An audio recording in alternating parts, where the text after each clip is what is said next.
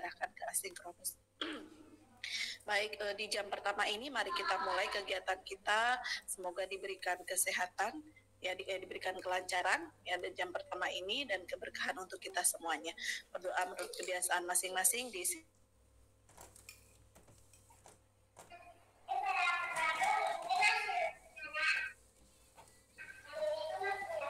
ya baik, berdoa cukup. Baik, saya share screen materinya. Sudah saya tautkan di Spada dari pekan yang lalu. Kita coba cermati kembali. Nanti bunda-bunda juga akan saya minta untuk mencari kembali gitu ya, mencari kembali literatur berbagai kebijakan ya yang menaungi landasan atau penyelenggaraan pendidikan inklusif seperti sudah terlihat ya share screen saya.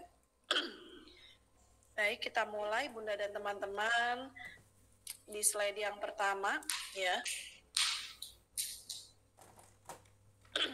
Landasan filosofis, yuridis, dan empiris dalam penyelenggaraan pendidikan.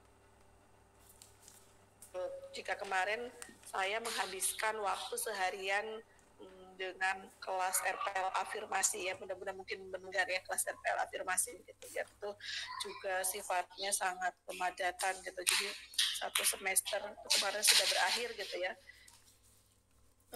berdiskusi banyak hal terkait dengan penyelenggaraan pendidikan inklusif, tapi kita berdiskusi dengan lebih leluasa begitu ya, tidak sepadat di RPL afirmasi gitu. Nah di sini kami di pertemuan pertama, materi pertama pendidikan inklusi ini kan sebuah pendekatan ya, di mana nanti harapannya gitu ya dapat memberikan akses ya dan kesempatan yang terbuka baik untuk peserta didik yang normal begitu ya, untuk seluruh peserta didik dengan berbagai kondisi, termasuk mereka yang memiliki kebutuhan khusus maupun mereka yang memiliki tidak memiliki kebutuhan khusus untuk bisa mendapatkan layanan pendidikan, pengajaran begitu ya yang sangat sesuai dengan potensi mereka masing-masing. Kita cermati dulu di landasan filosofis untuk yang pertama, di kurang besar saya besar dulu gambarnya.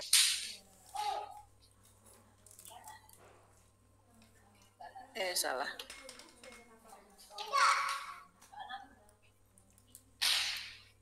Ya. Kita mulai dari landasan filosofis yang pertama ya. Kita cermati bahwa bangsa Indonesia ini adalah bangsa yang berbudaya, simbol yang atau lambang ya negara Indonesia yaitu burung Garuda Pancasila ya, memiliki simbol pahit ya. Di layar tampak kecil Bunda. Maaf ya, di sini ada dikelilingi anak-anak. Ya, saya sedang mengungsi ini teman-teman karena di rumah sedang di renov sedikit ya bagian belakang, jadi berisik tukang ya, sudah saya mengungsi ke rumah kosong. Baik, di sini lambang negara kita burung Garuda memberikan filosofi atau makna betapa banyak kan di bawahnya ya, di bawah kaki yang dicengkram itu tuh ada tulisan atau simbol atau slogan nih. Maknanya apa Bun, Bhinneka Tunggal Ika itu? Meskipun berbeda tapi satu juga. Meskipun berbeda-beda tetapi kita semuanya adalah tetap satu jua begitu ya. Artinya meskipun kondisi kita berbeda, latar belakang kita berbeda, sosial, budaya, ekonomi, kondisi psikis, kondisi fisik begitu ya, semuanya mungkin tidak, harapannya tetap satu jua dan dalam kebangsaan negara kesatuan Republik Indonesia. Nah seperti itu, sehingga pemerintah juga turut harapannya terus berkontribusi, berperan aktif begitu dalam memenuhi ya, memberikan layanan akses pendidikan yang betul-betul bisa dirasakan oleh semua lapisan masyarakat atau lapisan peserta didik dengan berbagai kebutuhan apapun itu ya. Ini di filosofi bangsa adalah Garuda Pancasila. Nah, kita cermati di pandangan agama, ya walaupun di sini saya mengambil salah satu sesuai dengan keyakinan saya. Mohon maaf jika nanti ada keyakinan yang lain, boleh justru malah sharing ya seperti apa. Itu kita sebentar ya Bunda, saya izin menerima telepon dari wali kelas anak saya di sekolah. Iya Bun. Ya Bun.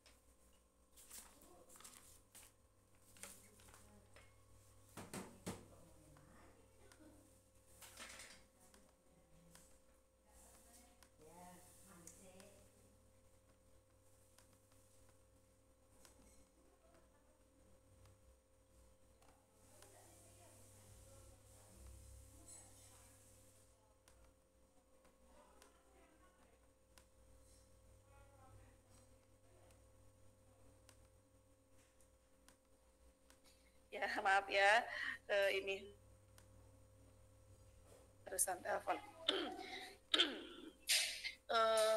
Kita lanjutkan di pandangan agama, khususnya pandangan Muslim Islam ya. Gitu, beberapa ayat suci Al-Quran menegaskan ini tersirat maknanya saja. Mungkin bunda-bunda juga bisa lebih mendalami, bahkan saya pikir lebih paham begitu ya. Kita tahu beberapa ajaran diantaranya menyebutkan bahwa manusia itu dilahirkan dalam keadaan suci ya. Nah gitu, dalam keadaan fitrah. Potensi atau yang membawa kemana, arah mana nih anak-anak kita ini gitu. Nah di sini pun menyiratkan bahwa pelayanan pendidikan itu sebetulnya harus diberikan begitu ya untuk memenuhi potensi atau fitrah anak tersebut ya, seperti itu. Kemudian kemuliaan seseorang juga di hadapan Tuhan itu bukan karena fisik. Jadi tidak ada alasan kita semuanya untuk membedakan ya karena ganteng ya gitu. Kadang kita mungkin sedikit terwarnai itu melihat anaknya, ya Allah gemoynya ya, lucunya, begitu montoknya, justru akan melihatnya berbeda kalau misalnya ada peserta didik yang mohon maaf ya datang kurang bersih begitu ya. Kalau kita lihat latar belakang keluarganya bisa jadi yang kurang mampu gitu, anaknya kurang bersih, baunya, aromanya juga kadang berbeda gitu. Itu yang pernah saya juga alami begitu, saya sangat mengakui itu. Memiliki ketertarikan yang berbeda pada anak yang wah ya ayah ibunya kreatif sekali gitu, ada orang tuanya yang sepertinya acuh, bahkan orang tuanya terkesannya galak banget ya misalnya. Dan seperti itu kadang-kadang dari segi pelayanan agak terwarnai maksudnya bisa jadi membeda-bedakan gitu ya. Waktu SD apalagi kentara sekali saya merasakan hal tersebut. Saya berada di posisi anak yang mungkin kurang terurus dengan teman saya yang posisinya bersih, terurus oleh ayah ibunya gitu ya. Saya posisinya terlantar tidak, tapi ya saya harus mandiri begitu karena ayah ibu saya ya orang pedagang dan seorang petani yang ya sudah begitu ya, anak banyak, jadi dituntut untuk kamu harus bisa sendiri sejak kelas 1 SD ini misalnya. Itu posisi yang normal ya, apalagi ini dengan kondisi fisik yang bisa jadi berbeda. Misalnya yang satu mohon maaf ya bekas operasi sumbing misalnya, seperti itu ya, sehingga gurunya juga melihat itu hal yang berbeda, cara bicaranya berbeda, sehingga mendapatkan perlakuan yang berbeda. Padahal sejatinya atau hakikatnya ya tidak ada hal yang membedakan kecuali ya nanti ketakwaan ya, seperti itu. Dan kemudian Allah tidak akan berubah nasib suatu kaum nih ya kecuali kita sendiri yang berubah. Jadi kita yang mau yang normal, yang berkebutuhan khusus itu memiliki potensi yang sama untuk terus dioptimalkan begitu ya.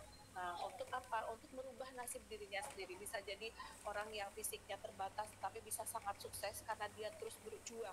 Tetapi orang yang normal seperti kita aja begitu, yang merasa sudah normal, merasa sudah baik-baik saja, bahkan ya kondisinya juga seperti itu juga gitu. Ada banyak kondisi yang seperti itu ya. Nah, Kemudian manusia diciptakan berbeda-beda untuk saling berkunjung, menerima yang mendapatkan akses yang sama seperti itu.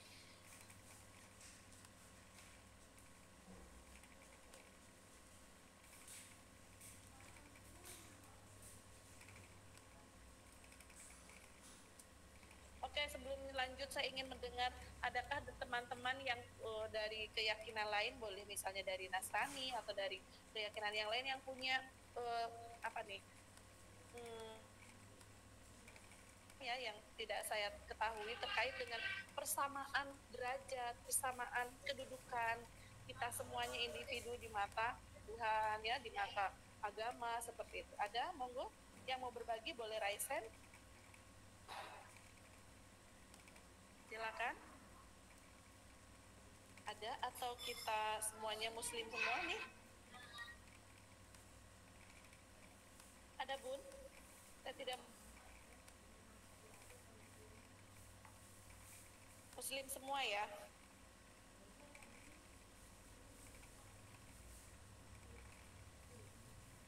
Dari 53 ini muslim semua ya. Insya Allah ya. Saya tidak. Oke, tidak ada. Tidak muslim. Oke, saya baik. Ya? Saya non muslim, Bun. Oh ya, silakan Bu Hapsa.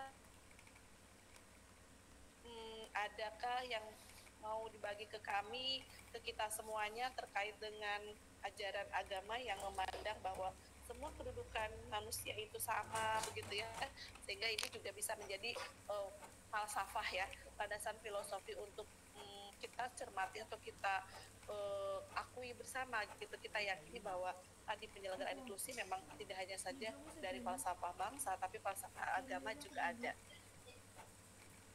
Iya Bun, terima kasih untuk kesempatannya. Pada dasarnya setiap ajaran agama itu mengajarkan sesuatu yang baik.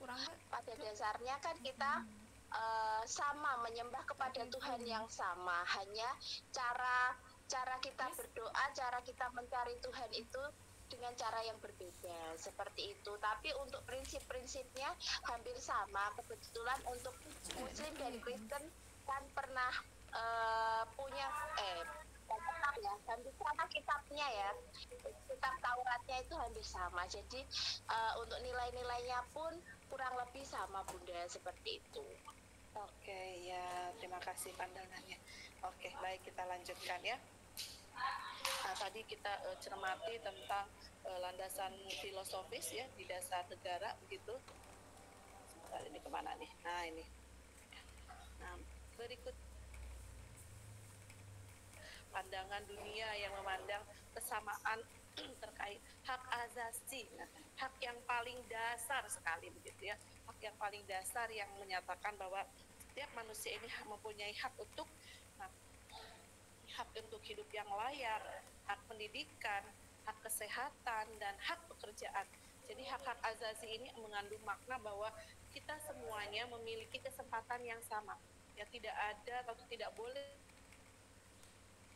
kondisi yang justru menutup akses, baik itu kita untuk mendapatkan layanan pendidikan, layanan kesehatan, pekerjaan begitu ya. Karena itu semuanya hak asasi, dilindungi undang-undang, tidak hanya saja undang-undang nasional, tapi undang-undang secara internasional, karena ini sifatnya universal gitu ya. Semua warga dunia berhak untuk atau memiliki keempat hak asasi ini ya, seperti itu. Jadi kita sepakat untuk ini. Jadi itu juga salah satu filosofi ya atau penyelenggaraan pendidikan inklusi ini. Nah, kita masuk ke tataran kebijakan, landasan yuridis ya, di tataran nasional dulu begitu ya, terkait dengan penyelenggaraan pendidikan inklusi. Teman-teman bisa cermati ada Undang-Undang Nomor 20 Tahun 2003. Tentang apa sih, Bun? Undang-Undang Nomor 20 Tahun 2003 itu? Ini kan undang-undang negara yang paling utama dalam sistem pendidikan nasional. Nah, itu sudah saya sebutkan. Jadi Undang-Undang Sistem Pendidikan Nasional. Ya. yang mengamanahkan penyelenggaraan pendidikan inklusi untuk peserta didik berkebutuhan khusus. Jadi kemarin saya ada yang tanya, Bu, kalau kami menolak anak berkebutuhan khusus gimana gitu ya.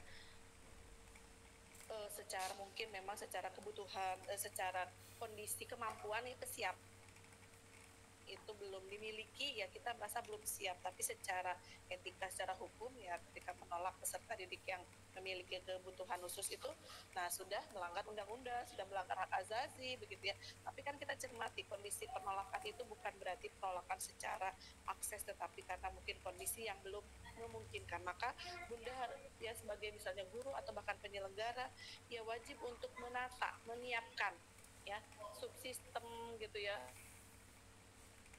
dengan pendidikan anak usia dini dan manajemennya, dan kemudian karakteristik peserta didiknya dan bagaimana cara penanganannya, sehingga tidak ada lagi nanti siswa yang tertolak ya ketika ada orang tua yang mendaftarkan dirinya seperti itu.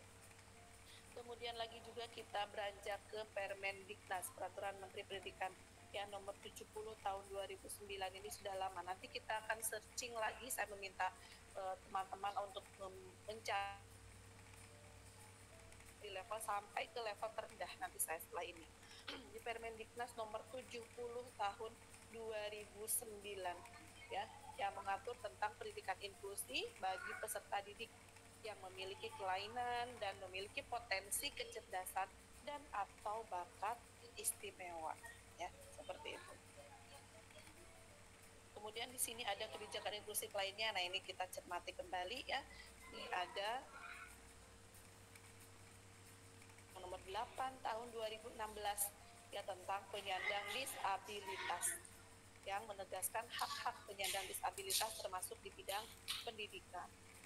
Ada juga Permendikbud nomor 34 tahun 2006 ya tentang pembinaan pendidikan khusus dan pendidikan layanan khusus.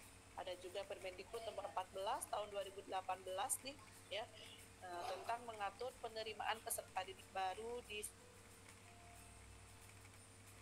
Nah, saya yakin ada banyak ya kebijakan-kebijakan lain. Sekarang silakan Bunda ya, saya beri waktu 5 menit ya, coba ketikkan di HP-nya, di laptopnya ya, pindah scroll begitu, pindah tab, cari lagi kebijakan, undang-undang atau peraturan daerah, peraturan gubernur, peraturan wali kota daerahnya masing-masing, bahkan peraturan dinas pendidikan nih, keputusan dinas pendidikan inklusi. Nah, dengan data-data itu saya yakin bunda-bunda akan mendapatkan banyak sekali pemahaman, pengayaan yang berbagai landasan-landasan kebijakan yang memayungi penyelenggaraan pendidikan inklusi. Yuk, silakan.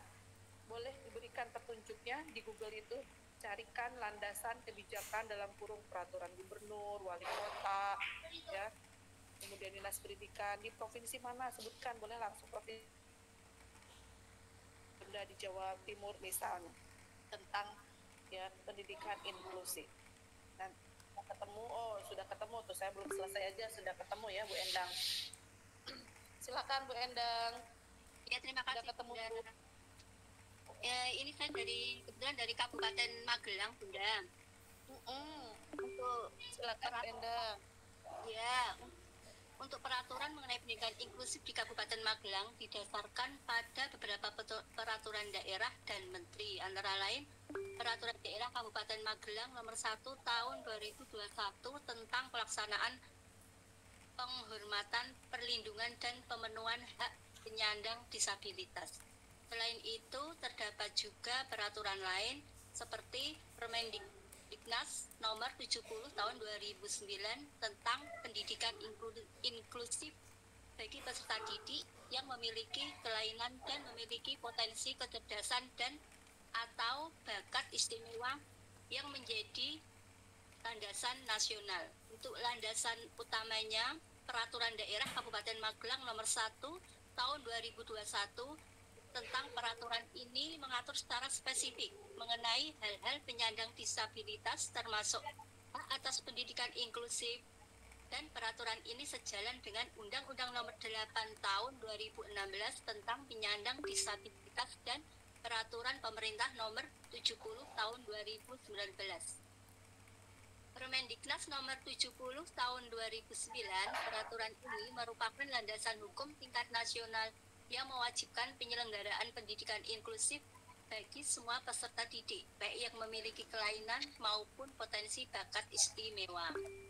Ada lagi ini Bunda, implementasi dan kebijakan terkait, yaitu kewajiban sekolah negeri di Kabupaten Magelang tidak boleh menolak murid anak berkebutuhan khusus dan harus menyediakan tenaga pengajar serta sarana belajar yang dibutuhkan.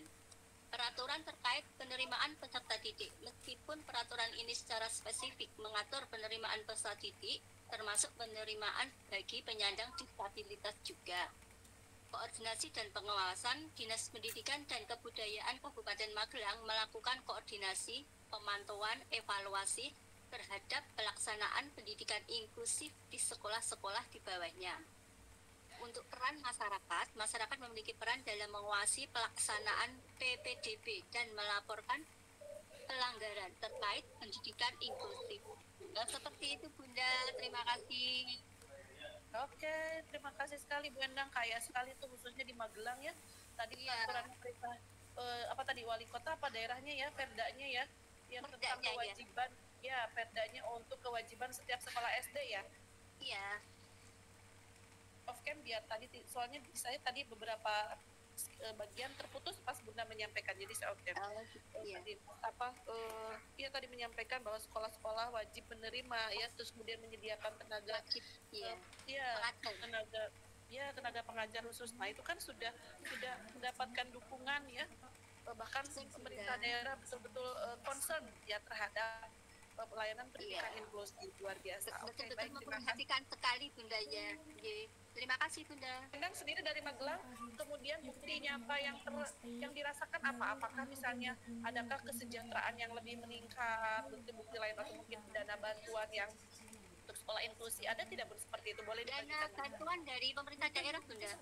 Oh iya. Untuk pengembangan pendidikan inklusif, iya. Oh, untuk pengembangan, baik. Itu diberikannya ke sekolah untuk anak, untuk operasional, untuk sarana berarti Bu? Untuk lembaga, untuk operasional. Bun, di saya putus-putus sih, untuk apa Bun? Untuk operasional lembaga Bunda. Oh, untuk operasional lembaga. Kesejahteraan gurunya juga terperhatikan Bun? Diperhatikan. Bunda. Oke, bagus sekali ya. Patut dicontoh tuh Magelang. Siapa yang berbeda lagi nih kotanya? Saya cermati sebentar, dilihat yang Raisen sudah banyak. Bu Erna Lindawati. Bunda, saya izin menyampaikan sebenarnya kalau di kabupaten saya sendiri belum ada, cuma ini di kabupaten sebelah ibu saya dapatnya peraturannya. Saya masuknya di Karesidenan Banyumas, untuk kabupatennya Purbalingga. Kalau yang ini tentang peraturan pemerintahnya itu peraturan bupati di Kabupaten Banyumas, jadi bukan di kabupaten saya sendiri nih Bunda. Oke, tidak apa-apa, silakan. Nah, ini saya dapat ada di peraturan bupati nomor peraturan bupati Kabupaten Banyumas nomor 31 tahun 2016 tentang pendidikan inklusi. Dalam peraturan daerah ini diatur tentang ketentuan umum yang menjelaskan definisi daerah, tugas kepala daerah, dan istilah-istilah terkait seperti disabilitas, anak berkebutuhan khusus, dan peran serta masyarakat. Peraturan ini juga membahas tentang ruang lingkup, tujuan, dan penyelenggaraan pendidikan inklusif dan peran serta masyarakat dalam menghadirkan pendidikan inklusif. Saya dapatnya cuma ini saja Bunda, saya cari lagi belum ketemu. Bunda.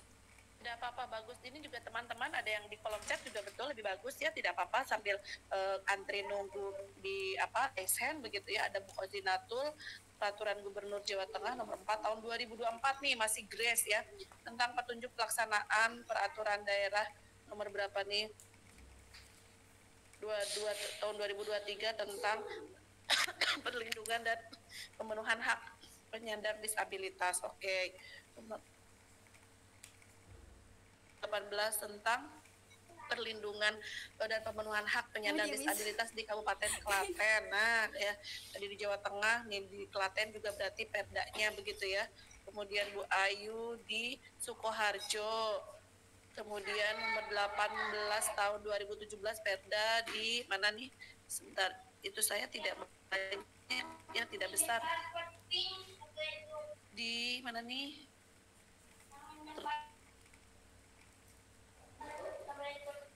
Nah, di mana Bun tadi banyak ya, ada peraturan bupati di Sukoharjo. Oh iya tadi sudah.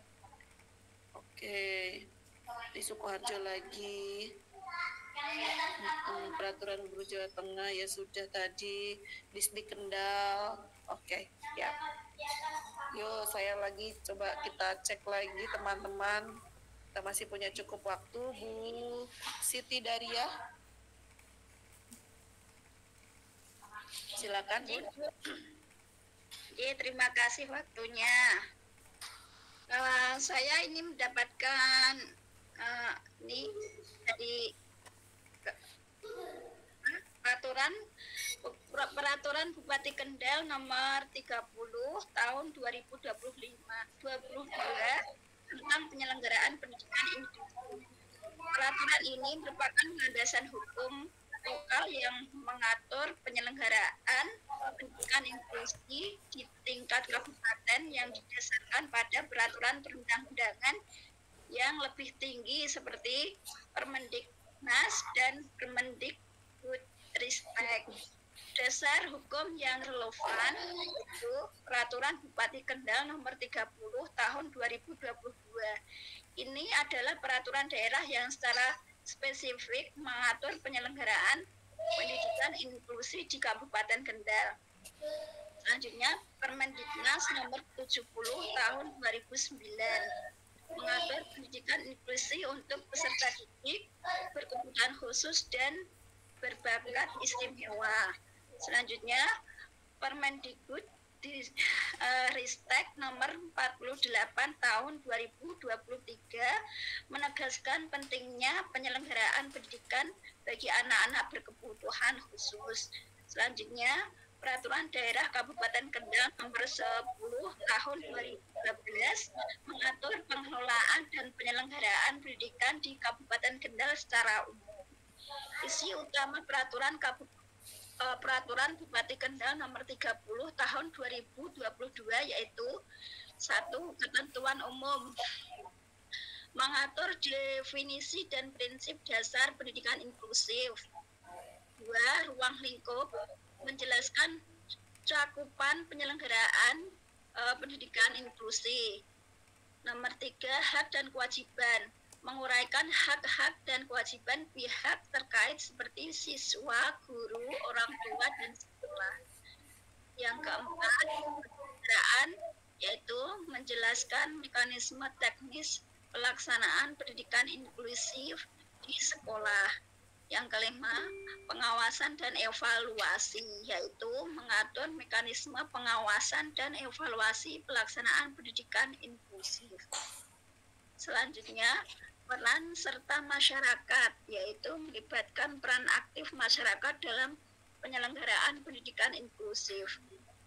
Selanjutnya, pembiayaan, yaitu mengatur sumber dan penggunaan anggaran untuk pendidikan inklusif. Selanjutnya, pembentukan kelompok kerja, yaitu pembentukan kelompok kerja untuk mendukung implementasi pendidikan inklusif. Langkah konkret lainnya yaitu penerapan sekolah penyelenggara, yaitu pemerintah Kabupaten Kendal juga menerapkan sekolah-sekolah yang menyelenggarakan pendidikan inklusif secara spesifik melalui keputusan Bupati. Selanjutnya, pelatihan guru, yaitu pemerintah daerah menyelenggarakan pelatihan dan workshop bagi para guru untuk meningkatkan keterampilan mereka dalam mengajar dan anak berkebutuhan khusus. Gitu, Bunda. Oke, baik. Terima kasih, lengkap sekali Bu Siti Daria. Saya off-cam itu ya, karena memang menyimak ya, jadi lengkap sekali tadi, terutama dari Dinas Pendidikan Kendal ya, Bu. Bun, Bun. Terima kasih. Lanjut, Bu, siapa nih? Harapannya daerahnya berbeda ya, biar kita tahu yang kekayaannya. Bu Yuli Prahastuti. Iya, terima kasih Bun. Saya dari Purworejo ya Bun. Purworejo, oke silakan Bu. Ya, Yang pertama, Peraturan Bupati Nomor 37 Tahun 2012 tentang penyelenggaraan pendidikan inklusi diundangkan di Kabupaten Purworejo pada tanggal 11 September 2012. Aturan ini secara khusus membahas penyelenggaraan pendidikan inklusi di Kabupaten Purworejo, menjadi regulasi awal yang menetapkan bahwa sekolah inklusi harus dilaksanakan di Kabupaten Purworejo serta mengatur sanksi bila satuan pendidikan penyelenggara pendidikan inklusi melanggar ketentuan. Yang kedua, Peraturan Daerah Nomor 14 Tahun 2019 tentang pengelolaan dan penyelenggaraan pendidikan. Peraturan daerah ini mencakup aspek pengelolaan dan penyelenggaraan pendidikan formal, non-formal, informal, serta pada pasal terkait diatur bahwa pendidikan inklusi termasuk muatan tambahan. Dalam definisinya, pendidikan inklusi diartikan sebagai sistem penyelenggaraan pendidikan yang memberikan kesempatan kepada semua peserta didik yang memiliki kelainan dan potensi kecerdasan dan atau bakat istimewa untuk mengikuti pendidikan atau pembelajaran dalam satu lingkungan pendidikan secara bersama-sama dengan peserta didik pada umumnya. Untuk yang ketiga, itu Peraturan Bupati Nomor 52 Tahun 2024 tentang pelaksanaan Peraturan Daerah Nomor 14 Tahun 2019 ditetapkan di Purworejo tanggal 16 Agustus 2024 sebagai Peraturan Pelaksanaan Perda Nomor 14 Tahun 2019, menjadi pedoman teknis bagi implementasi pengelolaan dan penyelenggaraan pendidikan di Kabupaten Purworejo yang termasuk di dalamnya adalah aspek inklusi. Itu aja Bun yang dari Purworejo. Terima kasih.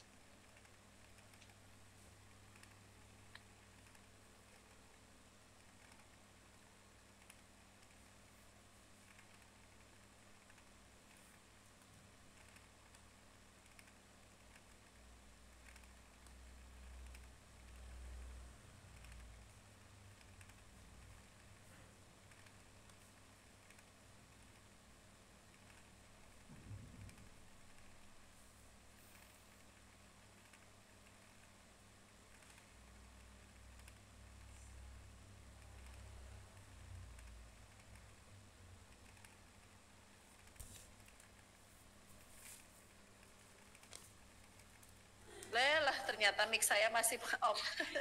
Saya sudah menanggapi panjang lebar. Oke, menanyakan lebih lanjut perkembangan yang Bunda rasakan di Purworejo, Bun, ya, seperti tadi di Magelang. Iya, sekarang di Purworejo untuk anak-anak inklusi sudah bisa diterima di sekolah-sekolah umumnya ya. Terus juga ada bantuan-bantuan yang dari pemerintah daerah, gitu Bun. Bantuannya berbeda seperti layanan BOP gitu Bun? Iya berbeda. Kita mengajukan ke dinas ya. Misalnya ada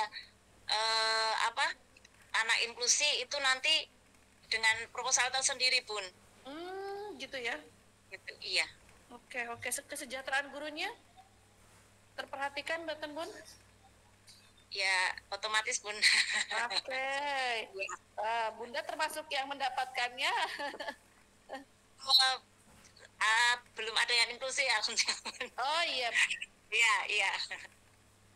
Ya tadi berarti kan sebetulnya pemerintah sudah memiliki dukungan itu ya, gitu. Tinggal, nah makanya sebetulnya tidak ada alasan lagi kita menolak ketika ada peserta didik yang memang memiliki kebutuhan inklusi tersebut. Nah berarti sekolahlah yang harus menyiapkan, menata begitu untuk membuka diri dan bisa memberikan ya bisa menerima anak-anak yang dengan kebutuhan tersebut ya, berbagai kebutuhan tersebut begitu.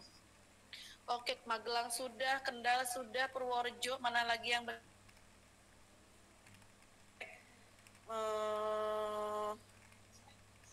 coba Bu, mana salah, masih banyak yang raise hand ya. Bu Eko Solehatun dari mana Bun? Dari Temanggung Bunda. Oke, berbeda lagi Temanggung, silakan. Oke. Assalamualaikum warahmatullahi wabarakatuh. Waalaikumsalam. Peraturan Daerah Kabupaten Temanggung Nomor 3 Tahun 2025 tentang perubahan atas Peraturan Daerah Nomor 7 Tahun 2018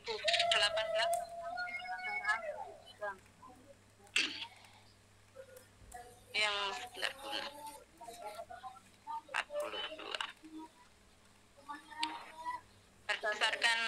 pasal 42 tentang pendidikan inklusi. Yang pertama, pemerintah daerah dapat memfasilitasi penyelenggaraan pendidikan khusus inklusi sesuai kebutuhan daerah. Dua, fasilitasi penyelenggaraan pendidikan khusus inklusi sebagaimana dimaksud pada ayat 1 diselenggarakan dengan menjamin terselenggaranya pendidikan inklusi melalui pemenuhan sarana dan prasarana sesuai kebutuhan peserta didik penyandang disabilitas. B. Menyediakan pendidik dan atau tenaga kependidikan yang memiliki kompetensi pendidikan khusus sebagai pembimbing pada semua satuan pendidikan yang menerima peserta didik penyandang disabilitas. D. Meningkatkan kompetensi bagi pendidik dan tenaga pendidikan dalam menangani peserta didik penyandang disabilitas pada suatu pendidikan dan memprioritaskan pemberian bantuan profesional pada satuan pendidikan yang menerima peserta didik penyandang disabilitas. 3. Fasilitasi sebagaimana dimaksud pada ayat 2 menyesuaikan dengan kemampuan pemerintah daerah dan atau satuan pendidikan. Demikian Bunda. Assalamualaikum warahmatullahi wabarakatuh. Ada dukungan dan operasional untuk penyelenggaraan pendidikan inklusi sama seperti kabupaten atau daerah lainnya ya. Betul-betul juga concern terhadap pendidikan inklusi. Semoga juga sudah nyata dirasakan ya Bun. Mungkin mendapat informasi atau Bunda sendiri terlibatkah merasakan? Belum ada, tidak ada stabilitas. Oke, baik ya, mungkin yang lain ya. Tapi minimal sudah ada mengayemkan ya, jadi tidak perlu khawatir gitu kan. Pendidikan inklusi itu pasti butuh banyak tadi support system, berarti kan tidak berpengaruh terhadap ya banyaknya juga operasional ya yang diperlukan begitu. Nah, seperti oke, terima kasih Bunda. Siapa tadi tuh saya lupa siapa sih? Bunda siapa tadi? Bunda Eko ya? Bunda Eko ya. Oke, Bunda Eko. Lanjut, mungkin satu atau dua lagi ya dari kabupaten kota yang berbeda. Ada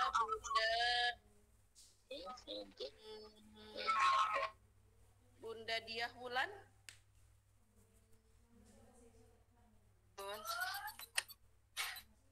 Silakan Bunda Diah Wulan, dari mana?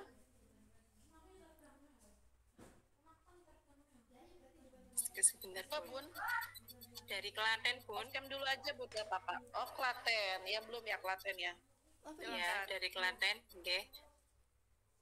Oh nggih siap. Ya, nggih. Nggih. Ini ada peraturan Bupati Klaten nggih nomor 25 tahun 2024 adalah tentang rencana aksi daerah penyandang disabilitas tahun 2024. Isi dari peraturan Bupati ini mengatur mengenai penyelenggaraan rencana aksi daerah penyandang disabilitas, kemudian mekanisme perencanaan dan penganggaran bagi perangkat daerah terkait pelaksanaan rencana aksi daerah, kemudian ada mekanisme evaluasi rencana aksi daerah dan partisipasi penyandang disabilitas dan pemangku kepentingan dalam proses perencanaan, penyelenggaraan, dan evaluasi. Tujuan utama dari peraturan Bupati ini adalah untuk memberikan arahan dalam melaksanakan perencanaan, penyelenggaraan, dan evaluasi sebagai upaya percepatan pemajuan, penghormatan, perlindungan, dan pemenuhan hak penyandang disabilitas di Kabupaten Klaten. Ngoten pun.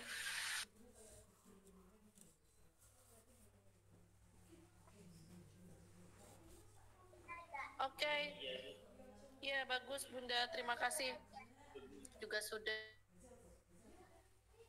Ya Bun. Ya.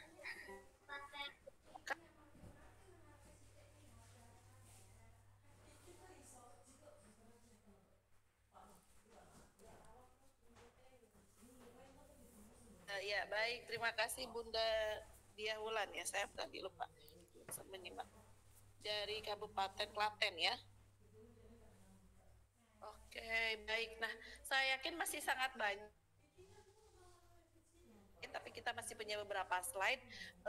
boleh ditulis di kolom chat juga, boleh di save di catatan Bunda, silahkan. Itu bisa jadi nanti salah satu soal di ujian akhir semester ya, Bunda-bunda kembali melakukan eksplorasi berbagai peraturan-peraturan ya, baik itu di tataran tingkat internasional ke nasional, turun ke level daerah, bahkan sampai ke terkecilnya misalnya ya, ada SK yayasan, SK ya, surat keputusan terkecil, nah terkait dengan perlindungan, kemudian atau mungkin dinas-dinas terkait juga yang memberikan dukungan yang sama terhadap pemenuhan hak-hak bagi anak penyandang disabilitas, bagi pendidikan inklusi, nah seperti itu ya. Jadi ini terkait dengan layanan yang mengokohkan penyelenggaraan pendidikan inklusi itu dinaungi di berbagai tataran kebijakan, baik di setiap level itu sudah sangat banyak, sudah sangat mendukung ya, gitu tadi seperti banyak ya gitu. Tidak saya cantumkan, tapi justru saya ingin bunda-bunda yang mencari sumber ini gitu, sehingga apa namanya semakin kaya dan itu diperoleh sendiri, oh berarti tahu ya begitu. Nah, sekarang kita masuknya di sini nih ya, di landasan empiris. Oke, terima kasih ya Bunda. Yang belum berkesempatan raise hand nanti bisa kembali lagi dengan kesempatan yang sama, nanti bergantian. Karena waktunya 1 jam itu memang betul-betul tidak terasa ya. Nah, di sini dikatakan landasan empiris itu terkait dengan landasan di tataran internasional, kemudian berdasarkan kesepakatan-kesepakatan para tokoh dunia, atau mungkin berdasarkan hasil penelitian ya secara ilmiah seperti itu. Nah, ini ada banyak ya. Pertama ya tadi ada hak asasi manusia tadi, di mana hak asasi manusia yang dasarnya sekali itu ada 4 hak, untuk hidup, untuk pendidikan, untuk kesehatan, untuk pekerjaan, seperti itu ya. Asasi manusia tahun 1948 ya, kita sudah merdeka sebetulnya ya. Nah, makanya kemerdekaan juga bagian dari hak asasi begitu ya. Nah, kan hak untuk hidup tadi begitu. Kemudian ditindaklanjuti juga di konvensi hak anak, nah ya, Child Right Convention gitu. Nah, di sini dikatakan bahwa anak-anak memiliki hak yang juga harus terus harus mungkin mengontrak mata kuliah hak dan perlindungan anak. Dulu itu juga mata kuliah saya, tapi karena sudah overload mata kuliah saya ya, tidak ada lagi waktu yang saya miliki begitu di Sabtu dan Minggu yang sudah full, jadi mata kuliah hak perlindungan anak didelegasikan ke dosen lain seperti itu. Nah, di situ juga ada begitu ya, terkait dengan hak-hak anak apa saja nih, kemudian isu-isu yang ini ya, bagaimana kemerdekaan itu hak asasi, hak-hak perlindungan anak, tapi sangat kita ketahui sekarang kentara sekali ya saudara-saudara kita, saudara muslim kita misalnya di Gaza, di Palestina ya, seperti itu kan sangat mengerikan, sangat mengenaskan, dan dunia seolah-olah ya tidak banyak melakukan apapun itu ya. Mungkin sudah ada, tapi dia masih belum berdampak ya terhadap tanpa tapi gitu ya. Penjajah yang ya Zionis luar biasa jahatnya itu tetap saja masih bisa melakukan hal yang ya membabi buta begitu ya, tanpa jeda begitu, terus menghancurkan saudara-saudara. Itu kan yang terdampak justru anak-anak, perempuan begitu ya, yang mereka tidak punya rasa kemanusiaan sedikit pun begitu ya. Padahal saudara-saudara kita keyakinan pun mereka berdiri di atas rasa kemanusiaan ya begitu. Nah, seperti ini juga yang menjadi isu yang sebetulnya perlu kita perhatikan. Saya dulu sering mengajak, waktu dulu pernah ya serangan yang betul-betul membabi buta di kelas RPL, saya selalu mengajak teman-teman ketika berdoa, tolong diselipkan doa untuk anak-anak ya, surga kita di Palestina di sana, saudara-saudara muslim, katanya kan kita ya, ketika tubuh lainnya itu sakit, maka anggota bagiannya harusnya juga merasakan sakitnya. Nah, terasa nggak sih seperti itu? Nah, gitu. ya. Saya bukan aktivis, bukan provokator, tidak, tapi saya juga membagi ke rasa kemanusiaan, ingin mengetuk rasa persaudaraan atau kemanusiaan teman-teman. Biasanya seperti itu dulu ya, gitu. Nah, ya di sini pas begitu terkaitan dengan walaupun misalnya pendidikan inklusi, tapi karena di sini menyampaikan tentang nasional dan itu terkait dengan konvensi hak anak, ya. Ternyata di belahan dunia internasional ketika ini disampaikan masih banyak terjadi terjadi pelanggaran gitu ya. Dan dunia dalam hal ini PBB juga tidak banyak berlaku lah hak vetonya ya, yang punya 5 negara hak veto, 4 negara sepakat, 1 negara memveto untuk membatalkan ya. Nah, bunda-bunda semoga pengetahuannya, pemahaman tentang kepekaan terhadap isu-isu di dunia internasional juga terus tetap ada begitu ya. Kita berpikir kita mungkin mengabdi di lingkup lingkungan sekolah, tempat kelas kita mengajar, sekolah kita mengajar, tapi semoga juga hati ya, kemudian perhatian, doa itu selalu terselip ke saudara-saudara kita dimanapun, saudara-saudara sekeyakinan, saudara-saudara atau tidak bermaksud melenceng ya, tapi saya yakin ada sedikit relevansinya. Nah, tadi kemudian berikutnya konferensi dunia tentang pendidikan untuk semua atau educational for all ya, gitu. Di tahun 90 kemudian ditindaklanjuti juga ada resolusi PBB tahun 93 tentang persamaan kesempatan bagi anak yang berkelainan ya, bagi orang atau anak yang pertama kemarin yang bertemu dengan namanya Deklarasi Salamanca di sejarahnya pendidikan inklusi ya, di Deklarasi Salamanca ini adalah betul-betul deklarasi yang secara spesifik. Kalau tadi kan hak asasi manusia sifatnya lebih umum ya, kemudian hak anak itu juga sama, tapi ini Deklarasi Salamanca yang khusus terkait dengan pendidikan inklusif atau inclusive education seperti itu tahun 94. Kemudian ditindaklanjuti juga komitmen Dakar ya, gitu, untuk semua, sampai bahkan di kita di negara Indonesia pertemuan dengan negara-negara dunia juga perwakilan begitu ya, menghasilkan komitmen Indonesia juga akan menuju pendidikan inklusi. Nah, baru setelah itu betul-betul pendidikan inklusi ini sudah lagi juga bukan pendidikan yang sifatnya segregatif, bukan yang sifatnya dipisah-pisah gitu ya. Tidak banyak lagi sekolah-sekolah SLB yang ya memang ada khusus begitu, tapi sekarang anak-anak yang bisa diterima sekolah reguler juga itu tidak boleh ditolak ya. Dan bahkan ya direkomendasi Bukit Tinggi juga pendidikan inklusif yang ramah anak. Nah, gitu ya. Seyogianya dipandang sebagai di 3 poin ini ya. Pendekatan terhadap peningkatan kualitas sekolah, cara untuk menjamin semua anak memperoleh layanan fasilitas pendidikan yang sangat berkualitas ya. Kemudian kontribusi begitu ya untuk terhadap pengembangan masyarakat sebagai perbedaan individu sebagai warga negara ya. Nah, ini tadi manfaat penerapan pendidikan inklusi yang juga sudah terwakilkan di slide waktu kemarin. Kita memahami mengenai konsep dasar inklusi ya, manfaat pendidikan inklusi ya untuk inklusi sosial begitu ya.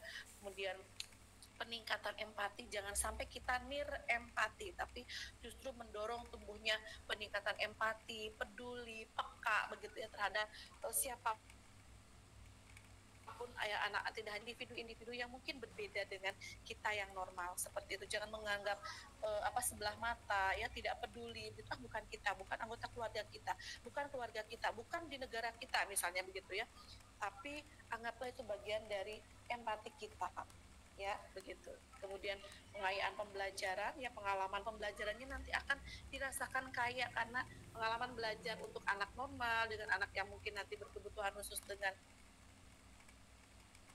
masuk di materi itu ya, mengenal berbagai anak berkebutuhan khusus begitu, dan peningkatan prestasi harapannya seperti itu.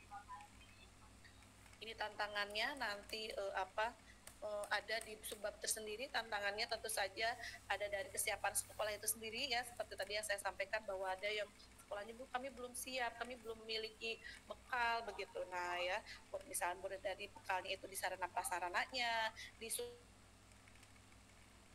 ya untuk mengelola kelas, mungkin guru pendamping, tenaga ahli lainnya, kemudian stigma sosial, ada yang mungkin penyandang disabilitas merasa ragu untuk masuk di sekolah inklusi, ada juga justru yang masyarakat yang memandang ada anak yang aneh di situ, jangan masuk ke situ misalnya justru. Nah itu tantangan juga ya, memberikan pemahaman pada masyarakat. Kemudian keterbatasan sumber daya, nah ini anggaran, tenaga ahli, atau mungkin daya dukung pemerintah. Kalau tadi kita bunda-bunda Pemkab, saya yakin ini kalau dukungan pemerintah sudah optimal ya gitu.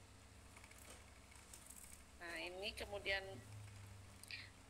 ini peran dosen dalam mendukung pendidikan inklusi ya seperti yang sekarang kita lakukan ya.